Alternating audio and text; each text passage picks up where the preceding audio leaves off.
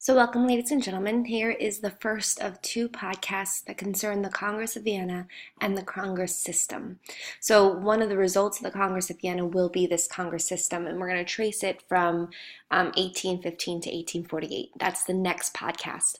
In this one, we're going to really talk about the personalities and the priorities of the different countries that were present at the Congress of Vienna in 1815. So just keep in mind the first few meetings of it. When it was first in session, Napoleon was in Elba. Then we have the 100 Days. They come up with a new peace treaty. Now they're back. I'm going to skip over that part and just sort of talk about the different personalities, and overarching goals of this Congress system. This Congress of Vienna. So the Congress of Vienna met from September of 1814 through the year of 1815. And their primary goal was to reestablish the old order, to restore that old regime. They wanted to go to a traditional balance of power. And in this notion of balance of power, we're talking about an equilibrium of political and military force to really discourage any further aggression by any combination of states or domination of any single state. So they're looking and saying, we don't want another France to ever have the ability to take over as they were so easily able to. And we also want to make sure that no one country can pose a threat to another, that an alliance of other countries coming together could stop it and limit it. So those were like two failings of France. At this point in Europe, therefore, there's really two countries that pose the possibility of being those forces, Russia and now England. England's becoming this great force. It's actually said that 1 in 5 people in the entire world is now a part of the British Empire, because by 1815, England has already started to dominate globally. And so that's going to shift their priorities. We'll talk about that in a minute.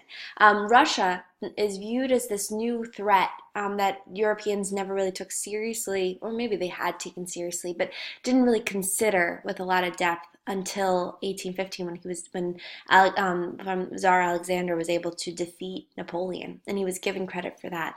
And so Russia is going to be viewed as this gigantic force that all the other countries of Europe are wary of. And we'll see this play out later on in 1857 or so, during the Crimean War.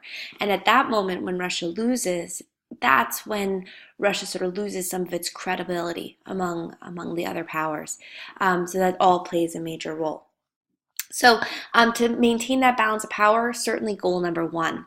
The second is also compensation, right? How are we going to make sure that every country gets its due, right? So Great Britain's going to want to make sure it has its colonies. Austria is going to also want to make sure it will give up things in the interest of a balance of power. Austria is the leader. Remember, Vienna is the capital of Austria. Metternich, who's the leader of Austria at the time, or not the leader of Austria at the time, but is a state advisor, is very much interested in the goal of balance of power. But he wants to counter that balance of power with maintaining prestige of Austria. Russia is going to be gaining lands in exchange, and Prussia will also be gaining lands and become a very strong power. So let's talk over the different people who are there and their goals. So the key players at Vienna, as I had mentioned in class, Tsar Alexander I is present at Vienna. He's the only actual ruler who is present. This is an interesting dynamic for him. He's really trying to claim his status as being the big man on campus. Tsar Alexander is a complex figure. He wants to be viewed as a reformer, as sort of a Napoleon-esque kind of figure in his country.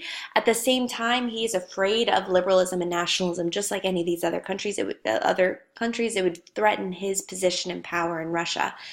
He's a deeply religious man, and so he is going to be the leader. We'll talk at the end about a holy alliance, and he's going to be the one really promoting this idea of a holy alliance. Now, what are his priorities? He wants to strengthen and dominate Europe, right? He wants to prove that Russia should be this ruling power. So he's going to be calling for a movement of collective security, that if we all maintain connections with one another, if we keep communicating and relying on one another, we'll be much safer. This is a theory that we still have with things like NATO, right? Where if one country gets invaded, then you're really invading all of those countries, and it prevents from an outsider from really thinking about invading maybe even a small country within the NATO states. Russia's also interested in sort of limiting the power of those that threaten his position. So in this case, that would be Austria. Austria and Russia were the two greater powers, and so Russia's going to look to prop up Prussia as a means of limiting Austria's power. So that way there'll be two great forces in the German regions rather than one. Um, and Tsar Alexander I's greatest concern or priority is to maintain control over Poland. Poland was created as the Duchy of Warsaw under Napoleon, and it was up to a lot of debate as to what should happen with that area, particularly when we were talking about that idea of legitimacy, that the ruler of an area should be a legitimate heir to that throne. There was a lot of questioning when it came to Poland, if Poland should be able to have some kind of self-determination, should be able to rule itself, because it was its own culture and ethnic expression, and Tsar Alexander refuses to recognize that, and the other nations as well. So where we do see that some countries are reaffirmed and strengthened through legitimacy, and kings are restored. In a place like Poland, also in the German states and in Italy, they are used as territory to feed the greater powers, so they're going to be divided up to be able to make those other powers bigger rather than recognizing any kind of legitimacy in those areas. The next character I want to develop, or the key player I want to talk about, is the host, Prince Clemens von Metternich. Metternich, it was given the nickname the Coachman of Europe. So the Coachman of Europe, what does that mean? He's a steerer, right? He's going to be guiding Europe through this phase. Metternich is given a lot of the credit and a lot of the blame for the outcome of the Congress of Vienna. He is able to establish a Europe that does not go into any major global world conflict or European conflict until 1914. So he really does establish 100 years of peace. However, those 100 years of peace are certainly not in his lens a success, because nationalism, liberalism will have the rise of these revolutions that are occurring at the same time. So what are the goals of Austria and of Metternich? He really wants order and stability and a balance of power. He fears nationalism. You have to remember he's coming and representing Austria, and Austria itself is just a massive area.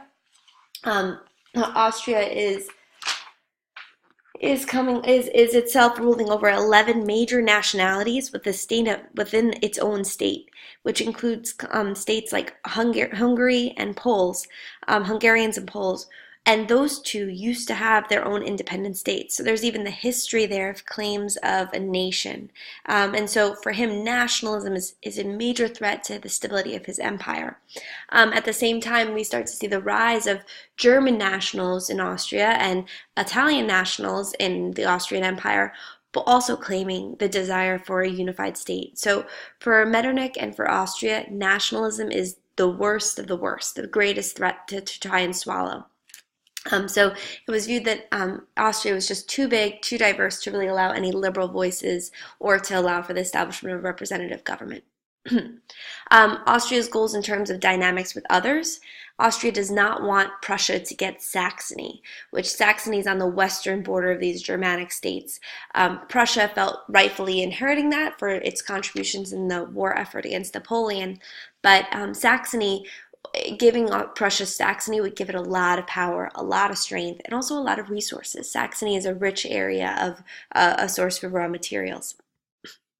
Austria also, as I mentioned earlier, doesn't want to give Poland to Russia, doesn't want to have a Russian Poland. But ultimately, the main goal is to have a balance of power. And so Austria is willing to give up some of its own very wealthy and important critical areas of power. So Belgium is the Habsburg Netherlands. Metternich is willing to say, Austria, we will give up control of our claim of the Netherlands in order to create a united, strong country, the House of the Netherlands, the Kingdom of Netherlands, which would be a unification of Holland and Belgium, to be able to be a boundary to France.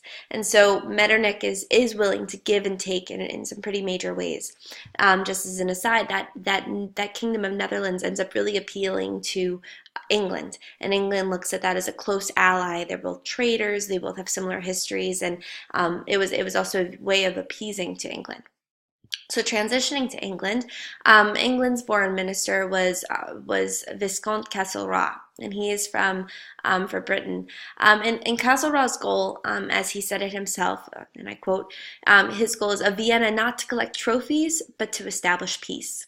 He's not looking for land in Europe. Actually, Castlereagh's main goal is to avoid European intrigue altogether. He wants to stay out of Europe to avoid getting pulled in.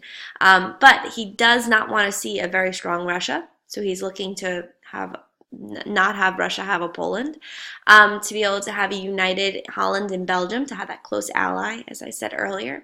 But by far the most important thing for Castlereagh is to have a balance of power, so Britain won't have to intervene on European problems in the future, as well as freedom of the seas, to have open trade. That is bar none. They want to have strength like they had before. They want to make sure that France is eliminated as a threat to commercial interests, as well as some greater security. So for Britain, the country that is the bigger threat in all of these dynamics would be Russia, because Russia is emerging as a strong power in Europe, and Britain wants to check that power. So balance of power, as well as freedom of the seas and trade, are the two major goals for England. Finally, a surprise appearance. The French minister, Charles Maurice de Talleyrand, is there originally just as an observer. But when you look at this balance, it becomes apparent that that the Prussian representatives, King Frederick Wilhelm III, and Russia, are starting to become close allies, and they're becoming to get along very well. And so, in order to sort of tip the balances in the favor of Austria and Britain goals of limiting the power of a country like Russia, Metternich is actually willing to discuss and negotiate with Talleyrand. And so Talleyrand himself is a very effective foreign minister. He was actually the foreign minister for Napoleon as well as for Louis XVIII. So he manages his way pretty well. He was a good negotiator, a great diplomat, and he was able to sort of convince everyone that they needed him and his presence there. And so by the end of the Congress of Vienna, by the end of that year, he actually does play a pretty major role in terms of the dynamics. For France, their primary goals is a balance of power to make sure that France does not lose too much power, right? So to have that balance where France is not destroyed, as well as to restore French territories. At this point, France is being occupied by military areas, and they definitely see the threat and the risk of losing its own land and properties. So Talleyrand is looking to sort of limit those. So now what I'd like us to do is sort of go over how some of these problems were resolved. So things like Poland and the German territories, how do we resolve those things? So what ultimately gets decided, and I'll show you this map here, is they do set up what we call a Congress Poland. So there was the Kingdom of Poland is established, but the King of Poland is Tsar Alexander. So at the same time that Tsar Alexander does not get Poland, he totally gets Poland, because both the foreign policies and the domestic policies of Poland are going to be aligned with Russian goals, and it is by no means a democracy. Tsar Alexander is the Tsar of Poland as well, and so de facto he does gain that territory, but it's considered to be, it does have a constitution, so it seems to be its own independent state there. In exchange for that, Prussia is going to receive 2/5 of Saxony, so they will get some Saxon territory, and Austria is going to gain a lot of regions within Italy, so they'll be gaining some territory there.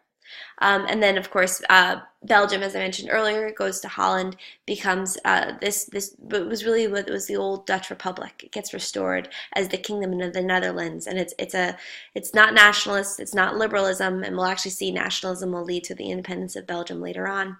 But we do see this establishment of a buffer state to go along against France.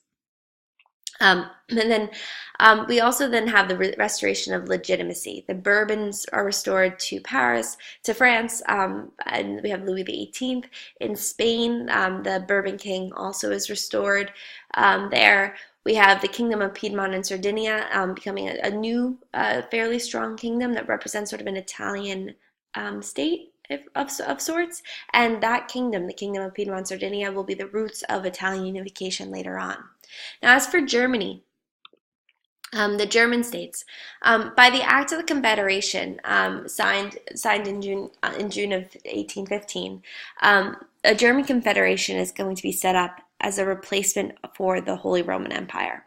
The number of German states was reduced from over 300 states in the Holy Roman Empire to now only 39. And there was a diet that was established, a form of a legislature that was established under the presidency of Austria, where states were to send delegates. So it's a loose confederation. There's no greater allegiance outside of this, but it does set up a bit of a foreign policy. Each state was to be independent in all of its internal affairs, but war between the individual states is going to be forbidden, and the consent of the Confederacy was necessary for a foreign war. Now, this Confederacy is therefore led, because it's in the presidency of Austria, it's led by Austria, and Austria then is the bigger power. But Prussian territory and Prussian appeal is starting to gain a lot of traction. Bavaria is going to receive additionally, the Kingdom of Bavaria is going to receive Rhinish Bavaria, which will extend from the Prussian territory on the Rhine to Alsace, and Hanover will become the Kingdom of East Frisia and Hildesheim. Switzerland is going to become a neutral state and declare itself as a neutral state. It won't grow or expand, but it will be recognized for its neutrality. The Kingdom of Piedmont and Sardinia, as I had mentioned earlier, is going to be restored in Italy and strengthened with the Republic of Genoa. And the Prussian territory is going to create this bridge, this Rhine barrier. I'll show you one more time. So Prussia is, and you can look at my pointer here, Prussia's here as well as over here. And that territory there is going to form like a bridge spanning Europe as almost a moderator between both Russia on one border and France on the other, to sort of be a transmitter of these two possible great powers again. Now, the final thing I want to talk about in this group is this Holy Alliance. Now, the Holy Alliance itself is an alliance between Russia, Prussia, and Austria. Great Britain wants nothing to do with this. It's a scheme set up by Alexander I, the Tsar, and he views it first under these religious terms. He really wants the Allies to affirm formally what he considered to be the religious basis of the European alliance.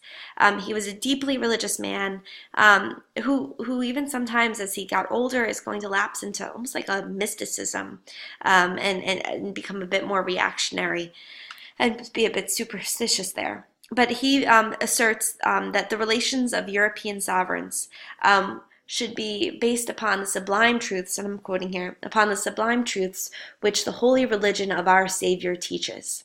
And so what he's really calling for there is to have mutual assistance wherever established religions and peace were threatened.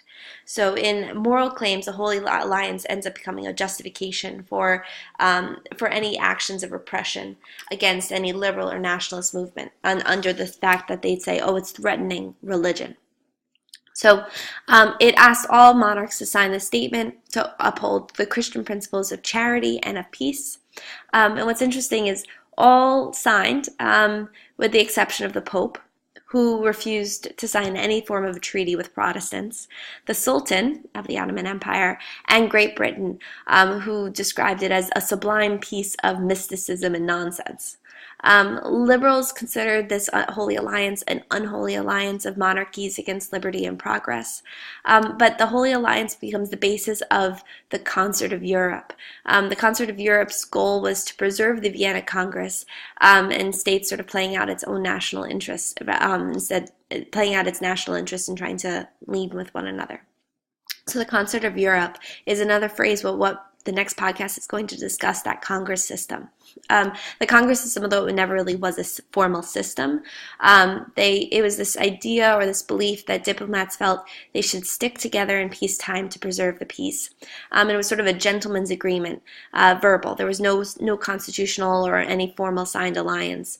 But it decided that when and where a conflict could lead to international war, a Congress would first meet to talk it out. And so we're going to see a series of congresses starting in 1815 straight through 1830. So the first is called the Congress of Vienna, of course. The second is in 1818, the Congress of Aix-la-Chapelle. In 1820, there's the Congress of Troupeau. In 1821, the Congress of Laibach, and in 1822, the Congress of Verona. Those are the primary congresses. That's part of the Congress system. Those are the major congresses. And this is part of that concert of Europe, the phrase concert of Europe, this idea that all the countries of Europe should be working together to form this one orchestra of sorts, to be able to play in harmony and in peace. So the next podcast will be discussing the Concert of Europe and those congresses, so don't worry about missing those names.